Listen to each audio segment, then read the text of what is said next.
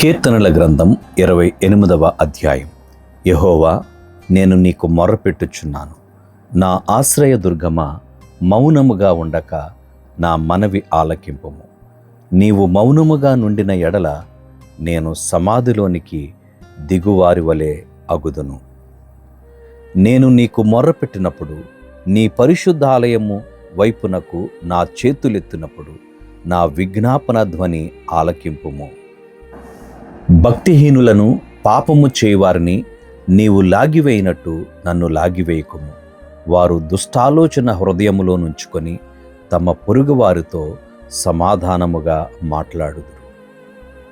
వారి క్రియలను బట్టి, వారి దుష్ట క్రియలను బట్టి వారికి ప్రతీకారము చేయము. వారు చేసిన పనిని బట్టి వారికి ప్రతీకారము చేయము. వారికి తగిన ప్రతిఫలమిమ్ము. యెహోవా కార్యములను వారు లక్ష్యపెట్టరు, ఆయన హస్తకృత్యములను వారు లక్ష్యపెట్టరు. కావున ఆయన వారిని వృద్ధిపరచక నిర్మూలము చేయును. యెహోవా నా విజ్ఞాపన ధ్వని ఆలకించియున్నాడు. ఆయనకు స్తోత్రము కలుగును గాక. యెహోవా నా ఆశ్రయము, నా కేడెము.